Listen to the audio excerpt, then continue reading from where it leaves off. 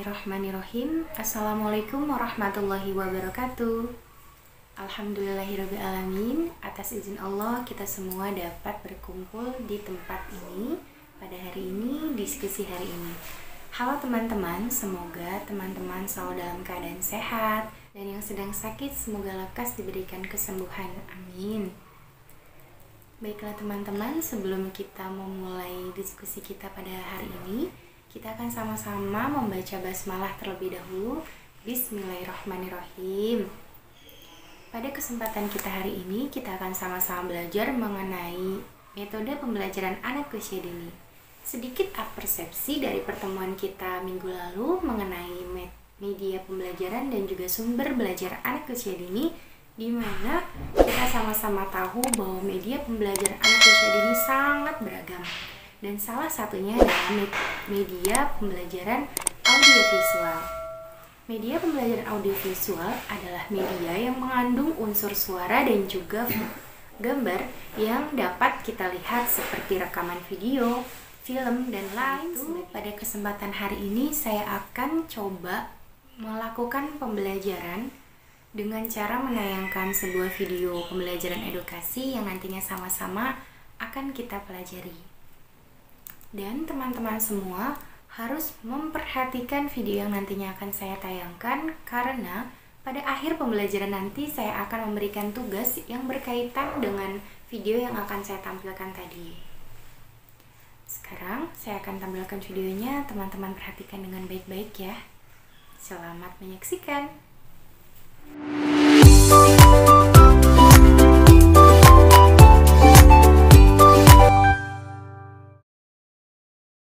Assalamualaikum warahmatullahi wabarakatuh. Halo teman-teman, salam kenal. Nama aku Mar'atus Salamah. Semoga dimanapun kita berada, kita selalu dalam keadaan sehat. Pada video kali ini, kita akan sama-sama belajar tentang metode pembelajaran anak usia dini. Langsung aja simak videonya ya. Metode pembelajaran anak usia dini adalah cara yang digunakan oleh seorang pendidik dalam melakukan kegiatan pembelajaran kepada anak untuk mencapai kompetensi tertentu. Metode pembelajaran dirancang dalam kegiatan bermain yang bermakna dan menyenangkan bagi anak didik. Namun, tidak semua metode pembelajaran dapat digunakan untuk mencapai tujuan pembelajaran tertentu. Menurut Slameto tahun 2003, terdapat 7 poin kriteria dalam pemilihan suatu metode pembelajaran, yaitu tujuan pengajaran, materi pengajaran, jumlah siswa, kemampuan guru, fasilitas yang tersedia seperti bahan atau alat bantu lainnya, serta alokasi waktu yang tersedia. Metode pembelajaran anak usia dini sangatlah beragam. Berikut akan kita bahas lebih dalam 5 metode pembelajaran anak usia dini. Metode bercerita adalah kegiatan seseorang secara lisan untuk menyampaikan suatu informasi atau hal lainnya kepada orang lain. Guru harus bisa memastikan bahwa isi cerita yang akan disampaikan dapat membantu stimulasi perkembangan anak didik. Cerita yang disampaikan dapat dikemas dengan tokoh serta alur yang menarik. Metode bercerita dapat dibantu dengan menggunakan media guna memberikan kemudahan saat guru menyampaikan isi cerita. Melalui metode bercerita, maka anak didik akan memperoleh beberapa manfaat seperti melatih daya serap dan daya tangkap anak, mengembangkan daya berpikir anak, meningkatkan konsentrasi anak, mengembangkan daya imajinasi anak, menciptakan situasi yang menyenangkan di kelas, dan lain sebagainya. Metode karya wisata merupakan kegiatan pembelajaran dengan mengamati dunia secara langsung yang meliputi manusia, hewan, tumbuhan, serta benda-benda yang ada di lingkungan sekitar. Metode karya wisata memberikan kesempatan kepada anak didik untuk mengobservasi dan mengamati secara langsung objek yang mereka temukan. Oleh karena itu, pada sekolah PAUD, karya wisata dapat dilaksanakan dengan cara membawa anak didik menuju objek-objek tertentu sebagai tempat untuk memberikan pengetahuan kepada anak. Kegiatan karya wisata dapat memberikan banyak manfaat kepada anak didik, di antaranya merangsang minat anak terhadap sesuatu yang ia amati, memperluas informasi dari apa yang telah anak didik pelajari di kelas, dan memberikan pengalaman langsung mengenai apa yang ada di dunia luar. Penggunaan metode proyek ini tentunya harus sesuai dengan tahapan perkembangan anak. Oleh sebab itu, di sekolah PAUD, metode pembelajaran ini disebut sebagai metode pembelajaran proyek sederhana. Kegiatan yang dapat guru terapkan kepada anak didik melalui metode ini seperti melakukan pengamatan terhadap warna daun, melakukan kegiatan menjiplak, mewarnai gambar tumbuh-tumbuhan, menemukan benda yang memiliki bentuk persegi, segitiga, dan lain-lain. Langkah-langkah pembelajaran dengan metode proyek sederhana ini adalah penyelidikan, penyajian bahan baru, asimilasi atau pengumpulan data, mengorganisasikan data, dan menyampaikan hasilnya kembali. Metode proyek ini bagus diterapkan kepada anak karena dapat secara langsung memanfaatkan pengetahuan yang anak peroleh dalam praktek nyata. Namun, perlu diperhatikan bahwa tidak semua topik pembelajaran dapat menggunakan metode pembelajaran proyek sederhana ini. Guru harus pandai memilih dan memilah serta merencanakan penggunaan metode proyek pada materi yang tepat.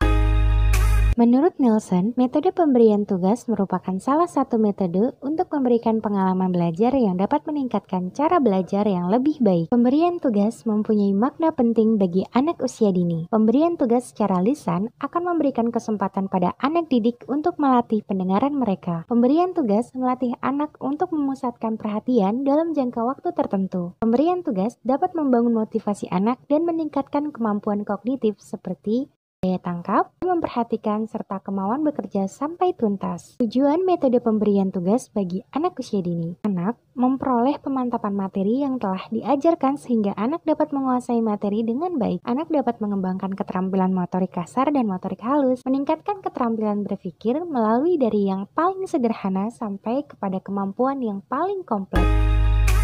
Menurut Mulyasa, bermain peran adalah cara siswa dalam menjalin hubungan dengan teman-temannya melalui cara menirukan dan membicarakannya, sehingga siswa bisa mengembangkan perasaan, nilai-nilai, dan perilaku serta cara penyelesaian suatu masalah. Melalui bermain peran, siswa bisa meningkatkan kemampuan kognitif, bahasa, sosial emosional, dan mengetahui peran dalam kehidupan bermasyarakat. Menurut Hartley, Frank, and Galdenson, menyatakan bahwa ada beberapa fungsi yang dapat diterapkan oleh anak saat bermain peran.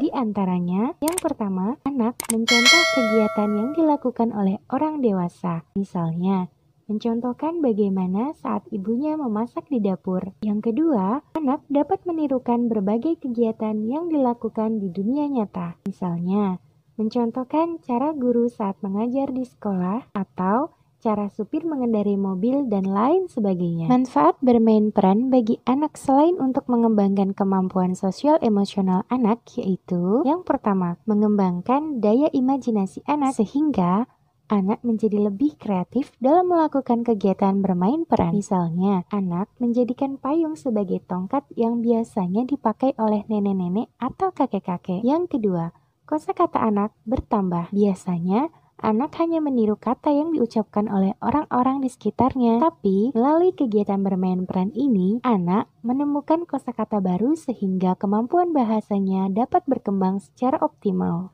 Metode pembelajaran yang diterapkan oleh guru hendaknya mampu melatih anak didik untuk dapat berpikir kritis dan kreatif, dengan cara memberikan kesempatan kepada anak untuk berani menyampaikan ide dan pendapatnya. Itulah 5 metode pembelajaran yang dapat kita terapkan kepada anak usia dini. Semoga video ini bermanfaat bagi kita semua. Dan sampai jumpa di video berikutnya. Wassalamualaikum warahmatullahi wabarakatuh. Alhamdulillah, kita sama-sama telah menyaksikan video pembelajaran mengenai metode pembelajaran anak usia dini. Dan setelah teman-teman menyaksikan video tadi, apakah ada yang ingin teman-teman tanyakan?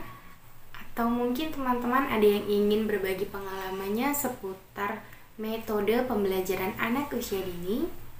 Bagi teman-teman yang pernah mengajar, bahkan yang sekarang sedang mengajar mungkin, boleh berbagi pengalamannya biar kita sama-sama belajar di sini. Jika tidak ada lagi yang ingin teman-teman tanyakan, saya akan memberitahu apa tugas yang harus teman kerjakan pada pertemuan hari ini. Tugas yang harus teman-teman kerjakan adalah membuat sebuah video pembelajaran edukasi berdurasi minimal kurang lebih 3 menit. Dan tugas ini nantinya akan dikumpulkan kepada Kosma, biar nanti Kosma yang mengumpulkan secara kolektif kepada saya. Untuk materi yang nantinya akan dijadikan video oleh teman-teman, saya kasih kebebasan agar memudahkan teman-teman semua. Nantinya teman-teman kalau ada yang ingin ditanyakan atau mungkin yang kurang paham, bisa tanyakan saya melalui WA atau sosmed lainnya. Saya terbuka untuk pertanyaan teman-teman seputar tugasnya nanti. Refleksi pada pertemuan hari ini mengenai metode pembelajaran anak usia dini adalah metode pembelajaran yang diterapkan oleh guru hendaknya mampu melatih anak didik untuk dapat berpikir kritis dan kreatif dengan cara memberikan kesempatan kepada anak untuk berani menyampaikan ide dan pendapatnya. Baiklah teman-teman, untuk diskusi kita hari ini saya rasa cukup sampai di sini. Semoga apa yang kita pelajari hari ini dapat bermanfaat bagi kita dan bagi kehidupan kita nantinya. Akhir kata saya ucapkan wabillahi taufiq wal hidayah. Wassalamualaikum warahmatullahi wabarakatuh.